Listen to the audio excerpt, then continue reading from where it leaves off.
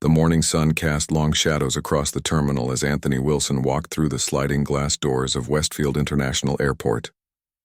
The cool air conditioning was a welcome relief from the summer heat outside. Anthony adjusted his simple navy polo shirt and khaki pants, comfortable clothes that wouldn't draw attention. That was exactly what he wanted today. Anthony wasn't just any traveler. With 15 years as a federal aviation inspector, he had seen it all. Good airports, bad airports, and everything in between. But today he was here on a surprise inspection. These unannounced visits were the best way to see how airports really operated when they weren't putting on a show for scheduled evaluations. Just another day, he muttered to himself as he blended in with the crowd of early morning travelers. His trained eyes scanned everything: how staff interacted with passengers, the cleanliness of facilities, security procedures at checkpoints. Nothing escaped his notice. Anthony pulled out his phone, pretending to check messages while actually making notes about a security guard who had barely glanced at an ID before waving the person through. Strike one, he thought, but he kept his face neutral. The whole point was to observe without being observed. He grabbed a coffee from a small shop near Gate B12, sitting at a table that offered a clear view of the security line. The woman behind the counter had smiled warmly as she handed him his drink. At least customer service seemed decent in some areas. As he sipped his coffee, Anthony observed the flow of traffic through the terminal. Something wasn't right. The security checkpoint seemed understaffed, causing a growing line of frustrated passengers. One man checked his watch repeatedly, clearly worried about missing his flight. A mother tried to calm a crying toddler while juggling carry-on bags. Anthony made more notes. What caught his attention next was more concerning. A maintenance door near the restrooms had been left propped open with a trash can. Anthony could clearly see into an area that should have been secured from public access. He frowned, finishing his coffee before casually walking past. He paused briefly, just long enough to peek inside. Equipment, tools, access to restricted areas, all exposed to anyone who noticed. Serious violation, he whispered under his breath as he continued walking. He needed to see more of the airport. These issues might be isolated mistakes or signs of deeper problems. Anthony took the escalator to the second level, where administrative offices were located. He wasn't planning to introduce himself yet.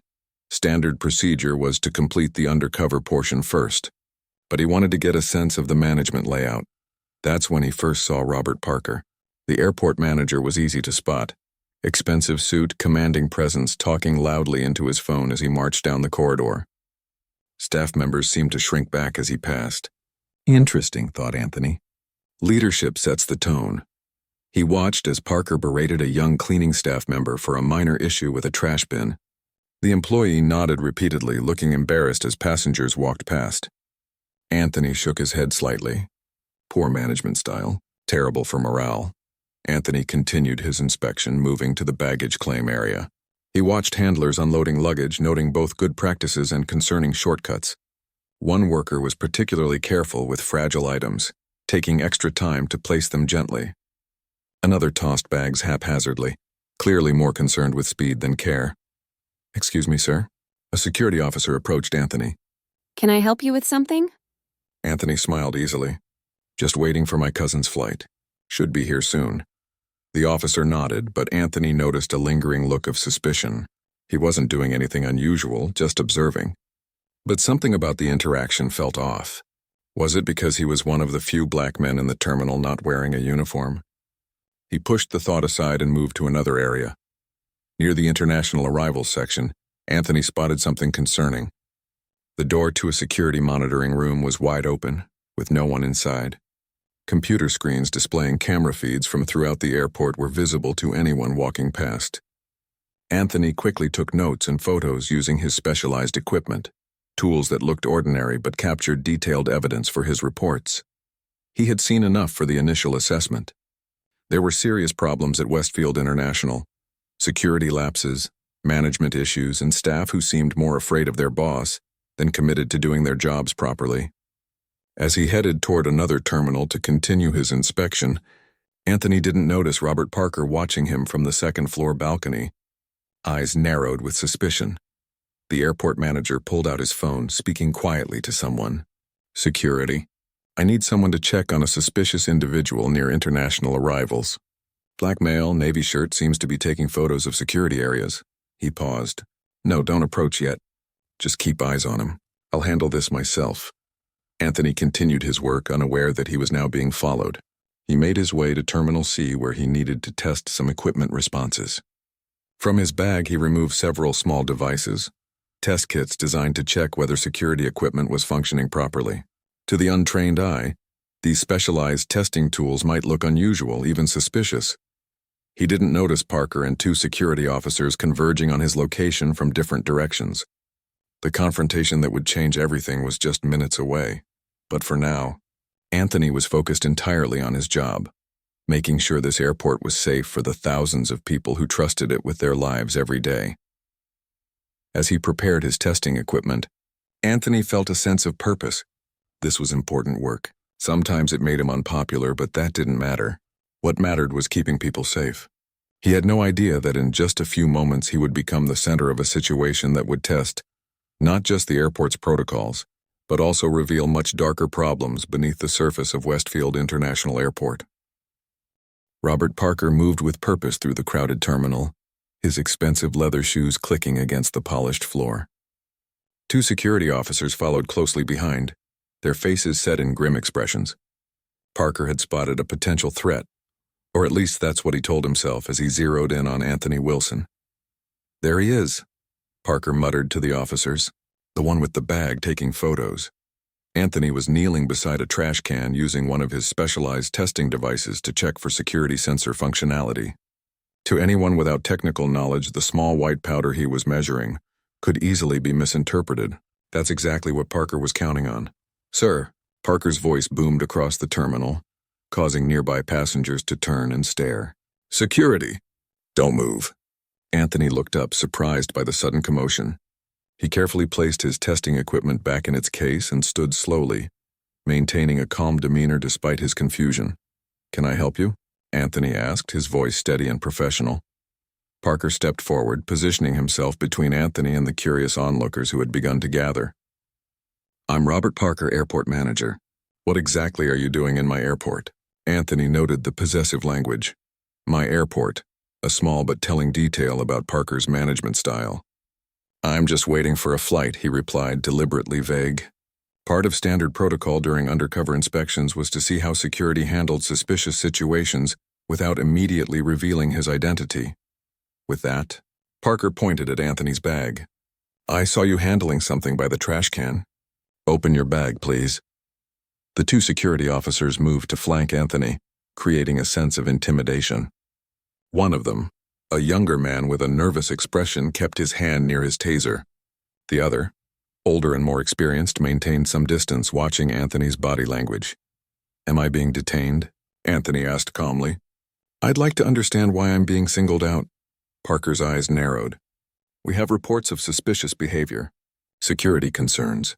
Open your bag now or we'll have to take you to a private screening room. A small crowd had formed at a safe distance. Anthony noticed a few people pulling out phones, likely recording the confrontation. He also noticed something else. He seemed to be the only black person being questioned, despite dozens of other passengers doing essentially the same things he had been doing. Taking photos, checking bags, waiting in various areas of the terminal. I'd prefer to speak with TSA officers if there's a security concern, Anthony replied, knowing that the proper protocol would be to involve federal transportation security officials, not airport management.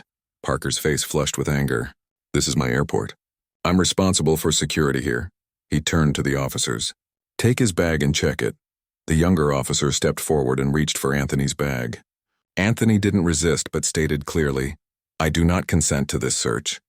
The older security officer hesitated. Sir, perhaps we should call TSA. Do your job or find another one, Parker snapped at him. I make the decisions here.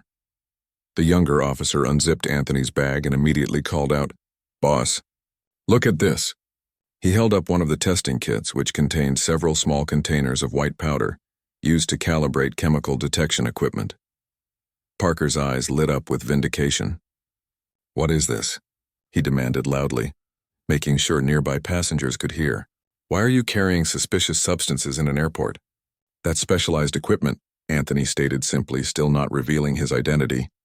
He wanted to see how far this would go, how badly the airport's procedures would fail when tested. Equipment? It looks like drugs to me, Parker said, his voice raised to ensure others could hear. Or worse, testing materials for defeating security systems. The accusation hung in the air, heavy and dangerous. Several passengers gasped. Others moved away quickly, eyeing Anthony with sudden fear. A mother pulled her child closer. "You need to come with us now," Parker instructed. "Officers, escort this man to the security office. Call local police. I want them here immediately." The older security officer looked uncomfortable. "Sir, we should follow standard procedures.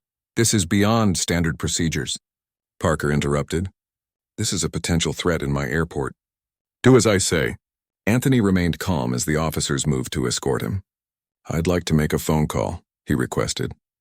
"You'll have plenty of time for that at the police station," Parker replied coldly. "Right now you're coming with us." As they led Anthony through the terminal, Parker walked ahead, speaking loudly enough for others to hear. "This is why we need vigilance, people. Always report suspicious behavior. You never know what threats are walking among us." Anthony noticed the stares, the whispers, the way people moved aside. Some looked frightened. Others seemed to be making assumptions based solely on his appearance. A few were filming the entire incident on their phones. They arrived at a small office marked Airport Security, near the end of the main terminal. Parker instructed the officers to wait outside while he personally questioned Anthony. Once inside, Parker's demeanor changed. The public performance was over. Now his tone was cold and calculating. "I don't know what you're up to," Parker said, closing the door. "But I run a tight ship here. Nothing happens in this airport without my knowledge and approval." Anthony sat calmly in the offered chair, noting every procedural violation taking place. "You're making a serious mistake," he said simply. "The mistake was yours bringing whatever that stuff is into my airport."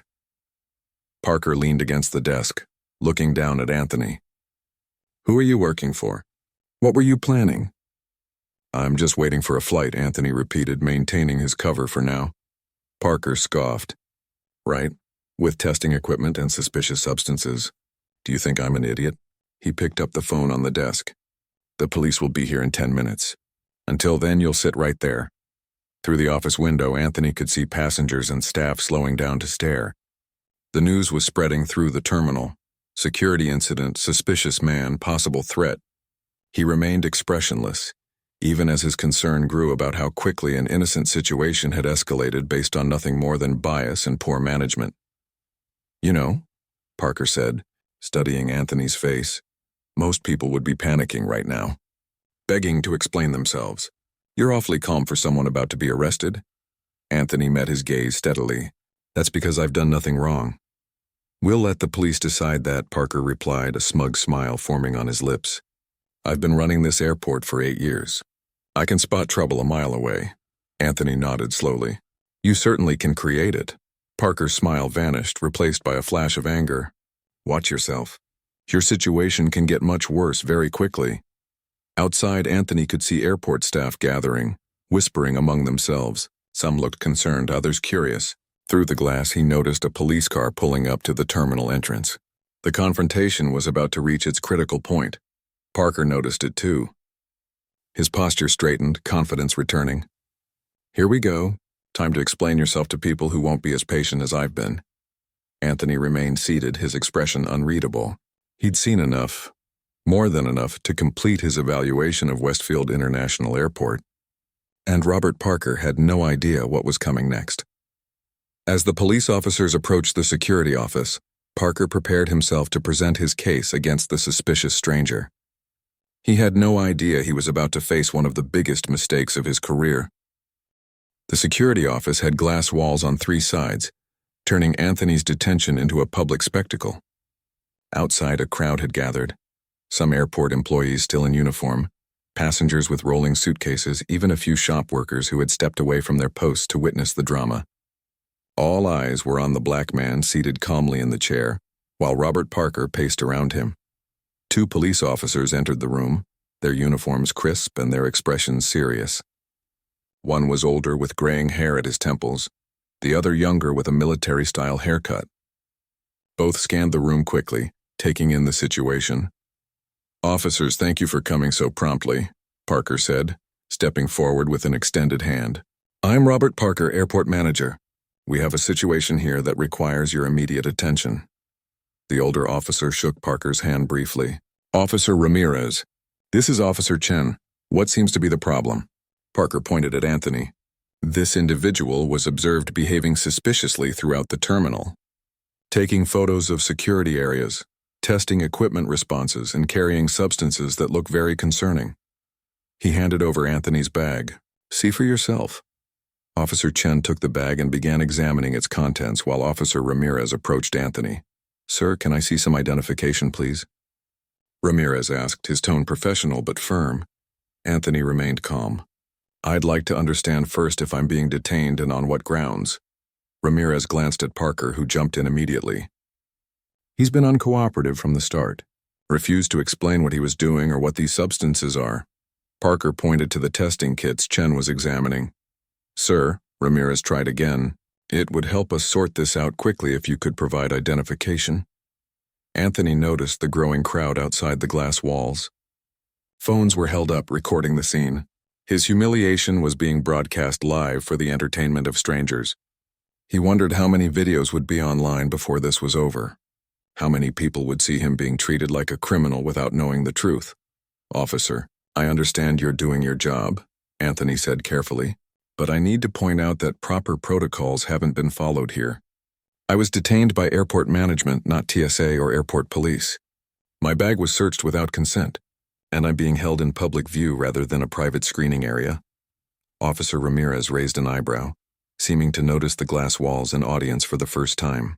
He turned to Parker. Is there a reason we're conducting this interview in a fishbowl? Parker waved dismissively. This is the security office. It's designed for visibility. Security should be visible. It deters others from trying similar stunts.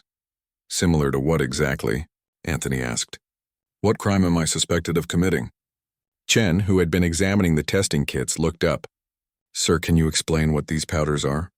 Before Anthony could answer, Parker interjected. That's what we've been trying to determine. Suspicious substances in an airport. You can imagine our concern.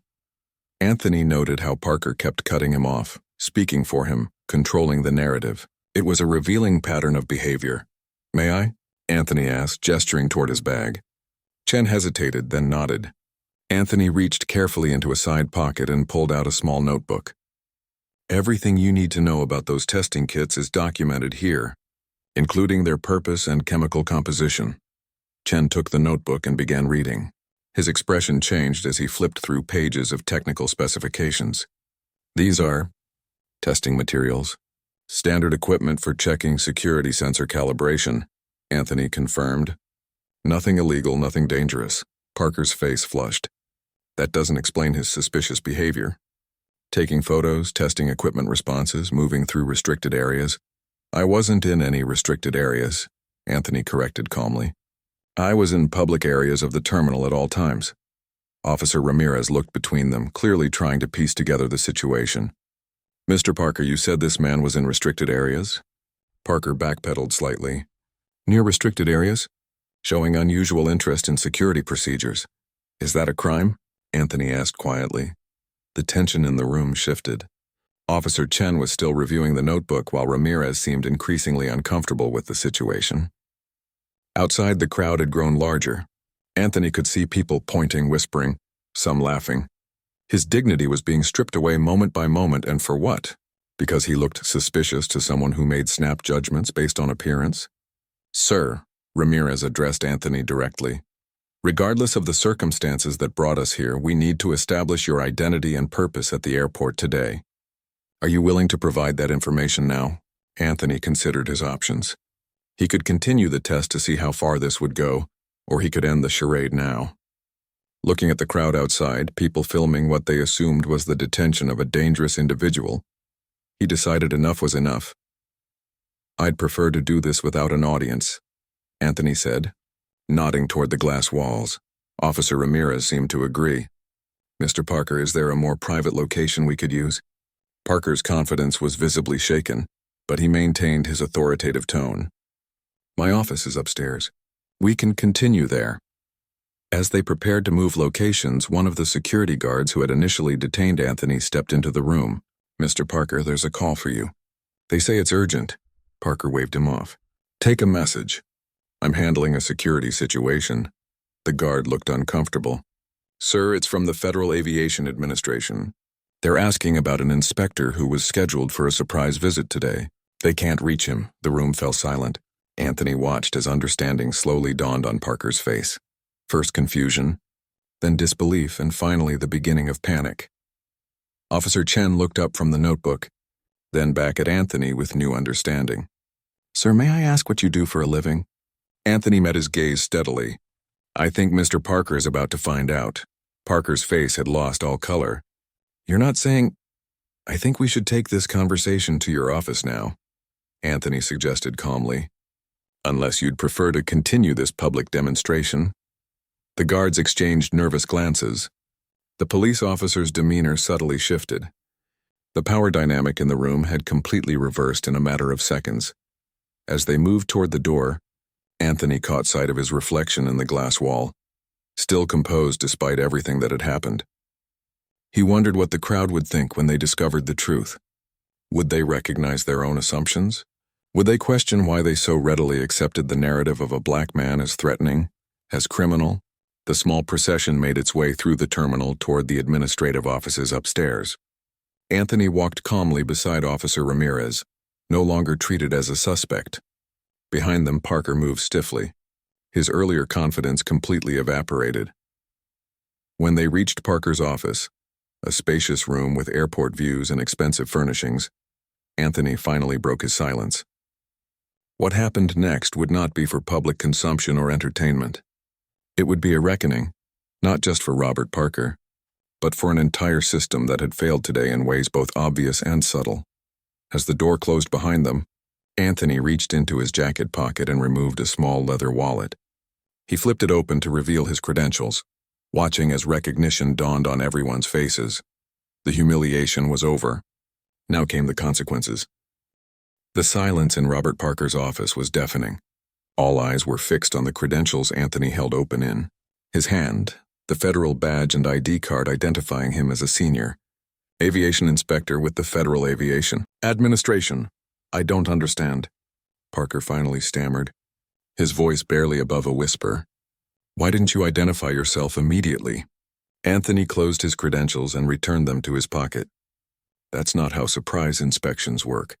Mr. Parker, we observe operations under normal conditions, not when everyone is on their best behavior because they know they're being evaluated." Officer Ramirez cleared his throat. "Sir, I want to apologize for the misunderstanding." "There's no need, officer," Anthony interrupted gently. "You were called to respond to a situation and acted professionally throughout. This isn't about you." Parker collapsed into his leather chair, the reality of his situation finally sinking in. "Look, there must be some way we can resolve this quietly. I was just doing my job, trying to protect the airport." Anthony took a seat across from Parker's desk, his posture relaxed but his eyes sharp and focused. "Let's talk about your job, Mr. Parker. Your job is to ensure this airport runs safely, efficiently, and in compliance with federal regulations. Would you say you've accomplished that today?" The younger officer, Chen, who had been examining Anthony's testing equipment, spoke up. "These are calibration tools, aren't they? For checking security sensors?" Anthony nodded. "Standard equipment for evaluating whether detection systems are functioning properly." "Every airport should be familiar with them." Parker's face reddened. "How was I supposed to know that?" "They look suspicious." "Because it's your job to know," Anthony replied simply. "Airport management should be intimately familiar with all security testing protocols. It's covered in Chapter 7 of the Federal Aviation Security Handbook, the one that should be on your shelf right there." He pointed to Parker's bookcase where the handbook sat, looking pristine and untouched. The security guards who had helped detain Anthony shifted uncomfortably by the door. One of them spoke up hesitantly. "Sir, should we return to our posts?" Anthony turned to them. "Not yet. I'd like everyone involved to stay for this conversation. It's important." He stood and walked to the window overlooking the terminal below. From this height he could see the entire main concourse, passengers moving in streams, staff at their stations, the complex dance of an airport in motion. He could also see the security office where he'd been detained, still surrounded by curious onlookers. "What happens in the next few hours matters," Anthony said, turning back to the room. "Not just for you personally, Mr. Parker, but for this entire airport. So I want to be very clear about what I observed today." He pulled out his phone and began reading from his notes. "At approximately 9:15 a.m., I observed a security checkpoint in Terminal B, operating with insufficient staff, resulting in excessive wait times and rushed screening procedures. At 9:37 a.m., I discovered a maintenance door near Gate B8 propped open with a trash can, allowing unrestricted access to secure areas. At 10:22 a.m., I found the monitoring station for security cameras completely unattended, with monitors visible to passers-by." Anthony paused, looking directly at Parker. "And that's just the beginning. I have documented at least 17 separate security violations in the 3 hours I was here before you had me detained." Parker's face had gone from red to ashen. Those are minor issues that can be addressed." "Minor?" Anthony's voice remained calm but carried an edge of steel. "A propped open door to secure areas is minor? An unattended security monitoring station is minor?" He shook his head. "What's truly concerning, however, is what happened next." Anthony turned to address everyone in the room. "When Mr. Parker spotted me, someone he didn't recognize who happened to be black, his immediate assumption was that I represented a threat. Not a passenger, not a vendor, not a fellow professional doing his job, but a threat." Parker started to protest. "This has nothing to do with—" "It has everything to do with it," Anthony cut him off. "Instead of approaching me professionally to inquire about my presence, you created a public spectacle. Instead of following proper security protocols for suspicious behavior, you handled it personally to make a show of your authority. And instead of contacting TSA as regulations require, you conducted an improper search and detention." Officer Ramirez shifted uncomfortably. "Sir, if I may ask, what happens now?" Anthony took a deep breath. "That depends on several factors." He turned back to Parker. "I'm still conducting my inspection, which will now include a complete review of management practices and security training. I'll be here for the next 3 days, and I expect full cooperation from everyone." The reality of the situation seemed to finally hit Parker. 3 days? But that's the standard period for a follow-up inspection after identifying critical security failures, Anthony explained, "which is what I found here today. The report will go to the FAA Regional Director, who will determine whether additional action is needed." Parker's shoulders slumped. "And the incident today?" Anthony's expression remained neutral. "The detention incident will be documented separately. It demonstrates fundamental failures in leadership, training, and bias awareness that directly impact security operations." A knock at the door interrupted them. A nervous-looking woman in a business suit peeked in. "Mr. Parker?" "I'm sorry to interrupt, but there's something you should see." She held up her phone, showing a social media page. Parker took the phone, his face draining of what little color remained. "It's already online?" Anthony wasn't surprised. "The glass walls of your security office made sure of that. Your actions today weren't just witnessed by the people in the terminal. They're being shared online right now." The woman, who Anthony guessed was part of the airport's public relations team, looked between Parker and Anthony with confusion. "I don't understand what's happening. Who is this man?" "This," Parker said, his voice hollow, "is the federal aviation inspector we were supposed to be expecting." He handed back her phone. "And we've just created a PR nightmare." Anthony remained focused on the larger issues. "The public relations challenge is your concern, Mr. Parker. Mine is the safety and security of this airport and the thousands of people who use it daily. Based on what I've seen so far, both are at risk under current management practices." The woman's eyes widened. "Should I contact the Airport Authority Board?" Parker nodded miserably. "Yes, tell them. Tell them we need an emergency meeting." Anthony checked his watch. "I'll continue my inspection now. Officers, thank you for your time. You're free to return to your duties." He nodded to the security guards as well.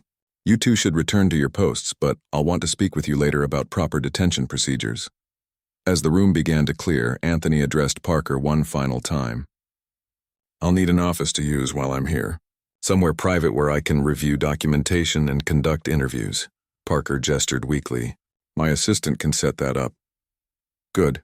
I'll begin with staff interviews this afternoon. Anthony moved toward the door, then paused. One more thing, Mr. Parker. Yes? The airport manager looked up, his expression a mixture of dread and resignation. Those videos being shared online right now, they don't just show your actions. They show a system that allowed them to happen. Remember that when you're figuring out how to respond. With that, Anthony left the office, closing the door quietly behind him. In the hallway, he took a moment to compose himself. The confrontation had been resolved, but its effects were just beginning to ripple outward. For Anthony, this was unfortunately not the first time he'd experienced profiling in his career. But it was perhaps the most public example. He pulled out his phone to call his supervisor and update them on the situation. As he waited for the call to connect, he thought about all the people who had watched his humiliation through those glass walls, and what they might be thinking now that the truth was emerging. The story was far from over. In fact, it was just beginning to unfold in ways that would reach far beyond Westfield International Airport. The next 3 days at Westfield International Airport felt like walking through a storm. Anthony moved methodically through each terminal, each office, each security checkpoint, documenting, observing, interviewing. Staff who had witnessed his detention now watched him with a mixture of respect and embarrassment. Some avoided eye contact entirely. Others went out of their way to be helpful, perhaps hoping to distance themselves from Parker's actions. The videos had indeed gone viral. Airport profiling was trending on social media platforms. News vans had gathered outside the main entrance, reporters hoping for a statement from either Anthony or airport management. Anthony stayed focused on his job. He wasn't here for headlines or interviews. He was here to make sure this airport was safe for everyone who used it. In the small office he'd been assigned, notably far from Parker's executive suite, Anthony reviewed security footage from the past week. What he found only confirmed his initial impressions: inconsistent screening procedures, staff taking shortcuts when supervisors weren't watching, and a culture where following proper protocol seemed optional rather than mandatory. A knock on his door interrupted his review. "Come in," he called, not looking up from his laptop. A woman entered, closing the door quietly behind her. "Mr. Wilson? I'm Lisa Thompson, Deputy Director of Operations. Do you have a moment?" Anthony gestured to the chair across from his desk. "Of course." Lisa sat down, her posture straight but her expression troubled. "I wanted to speak with you privately, about what happened and about other concerns." Anthony closed his laptop, giving her his full attention. "I'm listening." "What Mr. Parker did was inexcusable," she began, "but I want you to know it wasn't isolated. There's a pattern here that some of us have been trying to address for years." "What kind of pattern?" Anthony asked, though he already suspected the answer. Lisa took a deep breath. "Discriminatory treatment. Not just of passengers, but of staff too. Parker has a history of targeting certain employees for extra scrutiny, denying promotions, assigning less desirable shifts. Particularly to people of color." Anthony nodded slowly. "I've been interviewing staff. Several have hinted at these issues but seemed afraid to speak directly about them." "They are afraid," Lisa confirmed. "Parker has fired people for raising concerns, called them troublemakers, or found minor policy violations to justify termination. Have these concerns been documented? Reported to HR or the airport authority?" Lisa nodded. "Multiple times. But Parker has friends on the board. Complaints get buried." She hesitated before continuing. "That's why, as horrible as this sounds, some of us are actually grateful for what happened to you." Anthony raised an eyebrow. "Not that you were treated that way," Lisa clarified quickly, "but that it happened to someone who couldn't be silenced or dismissed. Someone whose voice has to be heard." Anthony understood. Sometimes it took a public incident, something that couldn't be hidden or explained away, to force change in a broken system. "The board has called an emergency meeting for tomorrow morning," Lisa continued. "They've asked for your final report by then." "They'll have it," Anthony assured her. "Thank you for coming forward." After Lisa left, Anthony returned to his work with renewed determination. This wasn't just about security violations anymore.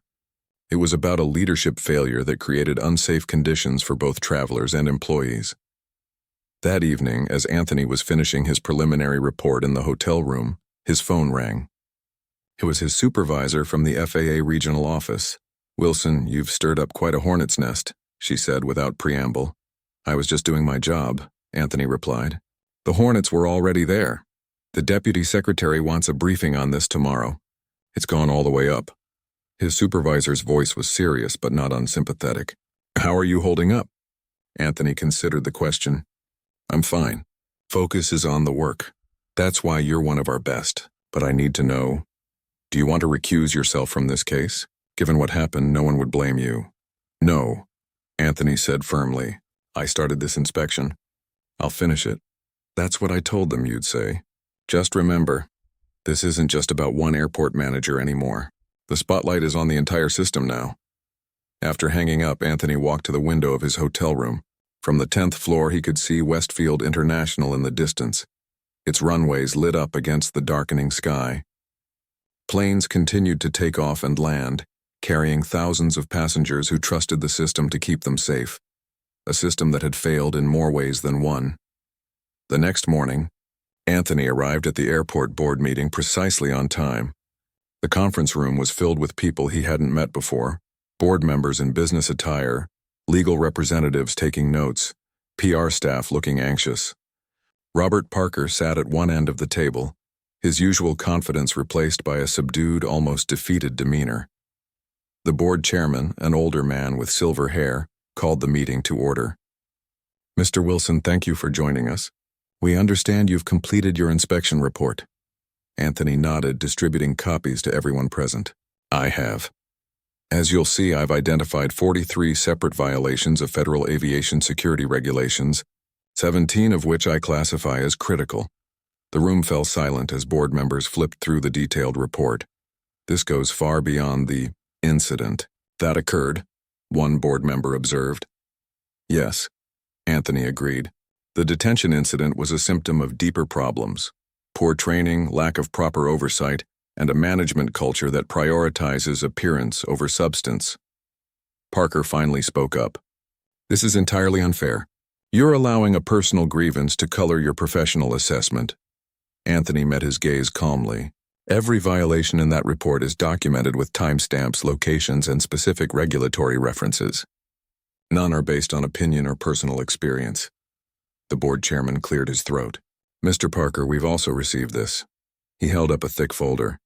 It contains 27 separate complaints from current and former employees regarding discriminatory practices under your leadership. Complaints that apparently were never properly addressed. Parker's face flushed. Those are disgruntled employees making unfounded accusations. Some include documented evidence, the chairman interrupted. Email exchanges, witness statements, performance reviews that show concerning patterns. He set the folder down with a heavy sigh. The board has decided to place you on administrative leave, effective immediately pending a full investigation. The room erupted in murmurs. Parker looked stunned, then angry. This is outrageous. One incident blown out of proportion and suddenly years of service count for nothing? Anthony remained silent. This wasn't his battle to fight anymore. He had done his job by documenting the facts. What happened next was up to the airport authority and, potentially, federal prosecutors if civil rights violations were found. The chairman turned to Anthony. Mr. Wilson, what happens next from the FAA's perspective? The airport will be placed on a corrective action plan, Anthony explained. You'll have 90 days to address the critical violations.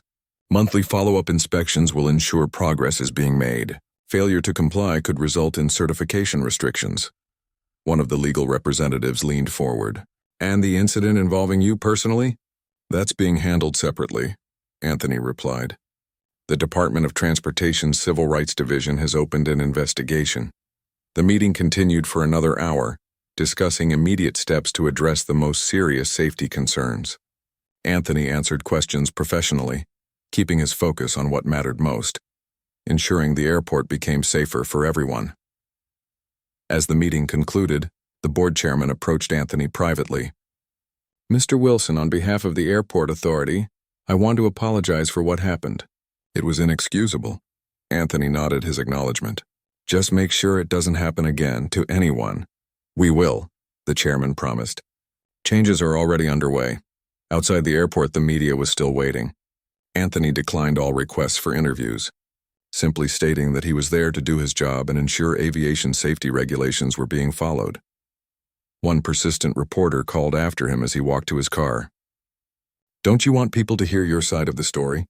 Anthony paused, considering the question. "This isn't about sides," he finally replied. "It's about systems that either work properly or don't. When they don't, people get hurt." With that, he drove away from Westfield International for the last time. His inspection was complete. The report was filed. What happened next would be up to others. 2 weeks later, Anthony sat in a classroom at the FAA training center. Before him were 30 new aviation inspectors, their faces eager and attentive. On the screen behind him was a single phrase: "When systems fail, lessons from Westfield." "Today we're going to talk about something that doesn't appear in your textbooks," Anthony began. "We're going to talk about how security isn't just about technology and procedures. It's about people, biases, and the cultures we create." He clicked to the next slide, a still image from one of the videos taken during his detention. The faces were blurred to protect privacy, but the scene was clear. A black man surrounded by security being treated as a